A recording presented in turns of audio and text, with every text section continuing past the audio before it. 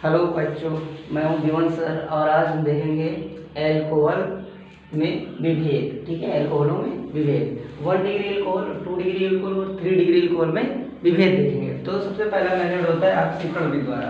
तो ऑक्सीकरण विधि में क्या होता है, जब 1 डिग्री का कराया जाता है तो बेटा क्या होता है, एल्डिहाइड प्राप्त होता है। 1 डिग्री का ऑक्सीकरण कराते हैं तो क्या होता है, एल्डिहाइड प्राप्त होता है। 2 डिग्री का कराते हैं तो क्या होता है, कीटोन प्राप्त होता है। और 3 डिग्री का कराते हैं तो कीटोन और एसिटिक अम्ल या पे दोनों प्राप्त होता है। CO2 भी निकलता है इसमें और H2O भी होता है।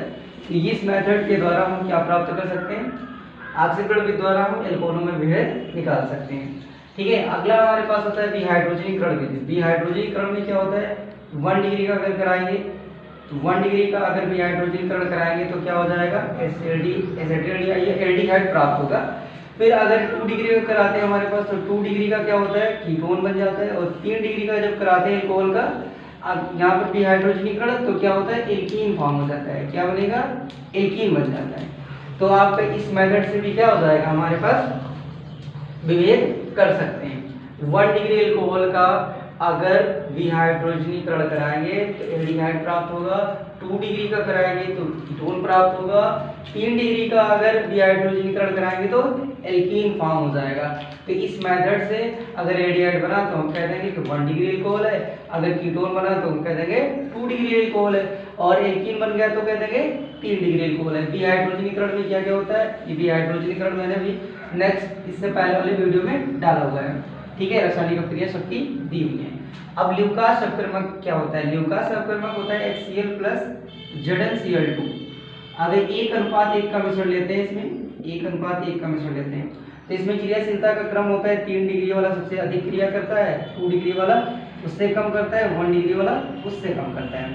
तो 3 डिग्री वाला एल्कोहल अगर जैसे मान लीजिए 3 डिग्री वाला एल्कोहल हमारे पास है, यहाँ पर CH3 C और CH3 और यहाँ पर है CH3 और यहाँ पे क्या है OH, ये 3 डिग्री एल्कोहल है।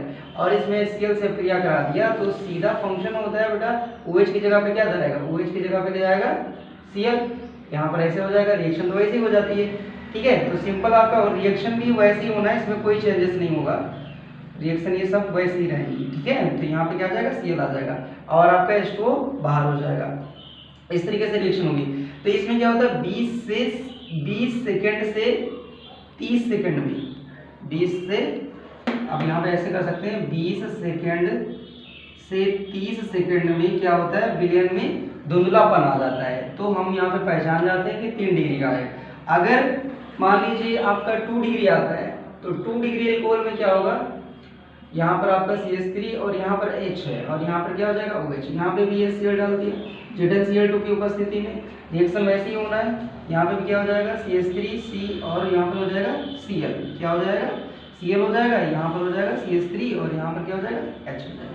तो इसमें क्या होता है, 4 से 5 मिनट के बाद विलयन में धुंधलापन आता है तो हम पहचान जाएंगे कि भाई 2 डिग्री का है। अगर 4 से 5 मिनट के बाद धुंधलापन आता है तो हम 2 डिग्री का बताएंगे। अगर 20 से 30 सेकंड के अंदर विलयन के अंदर धुंधलापन आता है तो उसे 3 डिग्री बनाएंगे, 3 डिग्री बताएंगे। तो 3 डिग्री बता सकते हैं। अगर 1 डिग्री आया एल्कोहल हमारे पास तो हम कैसे पहचान जाएं कि हाँ क्या होगा इसमें, तो 1 डिग्री में आपका HCl के साथ क्रिया कराएंगे तो आपका क्या होगा, एथिल क्लोराइड बन जाता है, यहाँ पर CH2Cl प्लस H2O हो जाएगा। तो इसमें क्या होता है, कई घंटों के बाद ये रिएक्शन क्या होता है, कई घंटों के बाद इसमें विलयन में धुंधलापन आता है। तो जब कई घंटे बीत जाएंगे तो धुंधलापन आएगा तो हम कह देंगे कि 1 डिग्री का है। तो ये ल्यूकास परीक्षण हो गया, इसके 1 डिग्री 2 डिग्री और 3 डिग्री एल्कोहलों में विभेद हो गया। विक्टर मेयर विधि देखते हैं, लास्ट मेथड विक्टर मेयर विधि, ये पेपर के लिए इंपॉर्टेंट भी रहती है। ठीक है, ल्यूकास अपक्रमक का तो नहीं ज़्यादा, लेकिन आपका विक्टर मेयर विधि ज़्यादातर पूछी जाती है। तो विक्टर मेयर विधि क्या होती है, इसको हम लोग देखते हैं। तो विक्टर मेयर विधि में कैसे होता है और ये रासायनिक प्रक्रियाएं थोड़ा इसके हम देखेंगे। सबसे पहले हम बात करते हैं 1 डिग्री एल्कोहल की। तो 1 डिग्री एल्कोहल में 1 डिग्री एल्कोहल है हमारे पास, 1 डिग्री एल्कोहल। तो 1 डिग्री एल्कोहल में सबसे पहले हम अपक्रिया कराते हैं I2 प्लस लाल फास्फोरस की उपस्थिति में। ठीक है, 4 स्टेप में रासायनिक प्रक्रिया होनी है बेटा, लाल फास्फोरस प्लस I2 के साथ रिएक्शन होगी।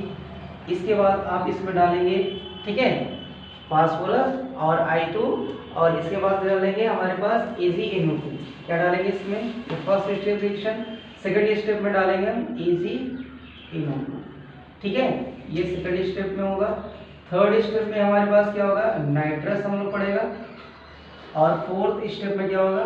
NaOH पड़ जाएगा आपका। इतने स्टेप पे हमें रिएक्शन करना है, फिर फाइनली हमें पता चलेगा कि 1 डिग्री है कि 2 डिग्री है कि 3 डिग्री है। इस तरीके से रिएक्शन होगी हमारी। तो इस तरीके से अगर रिएक्शन होगी तो इसको हम लोग देखेंगे आसानी से कैसे होता है। तो देखिए यहाँ पे सबसे पहले रिएक्शन हम कराते हैं किसके साथ? चलिए यहाँ पे मैं दिखा रहा हूँ। यहाँ पे RCH2OH और प्लस यहाँ पे I2 के साथ रिएक्शन है, ठीक है। किसके साथ है? I2 के साथ रिएक्शन है, आयोडाइड के साथ। और लाल फास्फोरस यहाँ पर पड़ा हुआ है। तो सिंपल अगर इसके साथ रिएक्शन है तो आपका एल्किल में बदल जाएगा। तो क्या हो जाएगा? RCH2 और यहाँ पे क्या हो जाएगा? I हो जाएगा। तो I ऐसे करके बन जाएगा। प्लस अगर अब इसमें हम AgNO2 डाल दिया तो AgNO2 डालेंगे तो यहाँ पर आ जाएगा क्या हमारे पास? RC और यहाँ पर क्या हो जाएगा? NO2 आ जाएगा बेटा।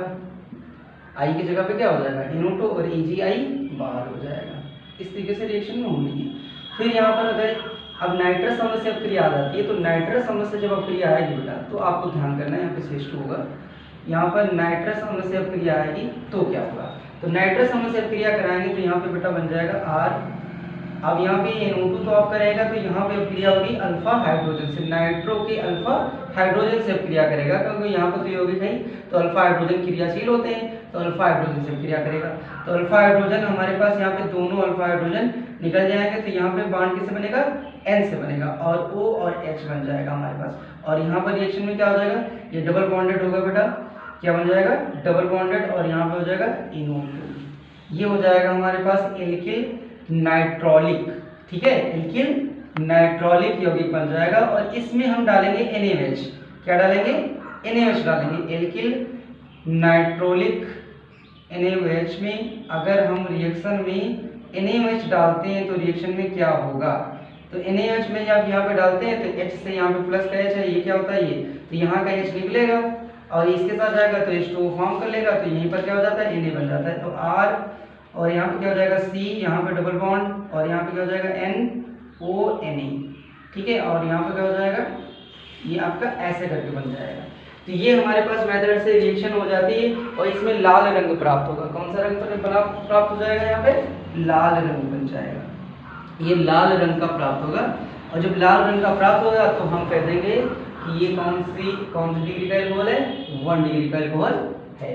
अब दूसरे डिग्री का हम करते हैं। दूसरे डिग्री का देखिए क्या होता है? 2 डिग्री एल्कोहल का हम लोग यहाँ पर क्या करते हैं? परीक्षण करते हैं। एक H इसमें कम कर दीजिए और एक R यहाँ पर CH3 बढ़ा दीजिए या R बढ़ा दीजिए। R लिख दीजिए चाहे CH3 लिख दीजिए। चलिए 2 R में कर ले रहा हूँ ऐसे करके और यहाँ पर हो जाएगा CH और OH। रिएक्शन फिर वैसे ही आ गई I2 के साथ लाल फास्फोरस की उपस्थिति में, ठीक है। तो वही फिर रिएक्शन हो जाएगा R और यहाँ पे क्या हो जाएगा? ये R और CH और ये क्या हो जाएगा? I। फिर यहाँ पर आ जाएगा AgNO2 के साथ रिएक्शन तो ये बन जाएगा RCR और यहाँ पर क्या हो जाएगा बेटा? CH की जगह पर आपकी रिएक्शन अब ये NO2 आया तो यहाँ पर क्या हो जाएगा? NO2 बन जाएगा, ठीक है। I की जगह पे क्या हो जाएगा? NO2 हो जाएगा। अब नाइट्रस अम्ल से क्रिया आ जाएगी तो नाइट्रस अम्ल से इसके पास एक अल्फा हाइड्रोजन है तो एक अल्फा हाइड्रोजन से क्रिया करेगा तो एक अल्फा हाइड्रोजन। अब यहाँ पे H2O तो फॉर्म नहीं होगा तो यहाँ पर H और यहाँ का आपका निकल जाएगा तो NO2 ही बनेगा, ठीक है। क्या बन जाएगा आपका? NO बनेगा। क्लियर? NO बनेगा, सिर्फ NO। तो यहाँ पे रिएक्शन में क्या हो जाएगा? लेकिन यहाँ पे डबल बॉन्डेड था तो यहाँ पे क्या बनेगा? एकल बॉन्डेड बन जाएगा। देखिए RC और यहाँ पे R और यहाँ पे क्या हो जाएगा? NO2 बनेगा और यहाँ पर सिंगल बॉन्डेड के द्वारा हमारे पास बनेगा NO2, ठीक है। क्योंकि देखिए इसके 2 बॉन्ड होते हैं तो 2 बॉन्ड इधर हो गया, इनके 3 होते हैं तो एक इधर से बना लिया तो ये आपका बन जाएगा। अब यहाँ पर रिएक्शन जब NaOH के साथ कराते हैं तो NaOH के साथ रिएक्शन जैसे ही करता है तो ये पीला रंग देता है। कैसा रंग देगा? पीला रंग देगा, सॉरी नीला रंग देगा बेटा। कैसा रंग देगा? नीला रंग देगा, ठीक है, नीला रंग देता है। तो इससे हमें पता चल जाता है कि ये 2 डिग्री का एल्कोहल है। अब 3 डिग्री होने के बाद क्या होता है कि जो लास्ट स्टेप यहाँ पे नाइट्रस अम्ल है यहीं से रासायनिक अभिक्रिया ही होती है। इसका देखिए 3 डिग्री एल्कोहल का, तो 3 डिग्री यहाँ पर क्या हो जाएगा आर सी, और यहाँ पे हो जाएगा आर, और इस H की जगह पे भी आपको ले लेना है R, और यहाँ पे क्या हो जाएगा आपका OH। ये 3 डिग्री का एल्कोहल हो गया।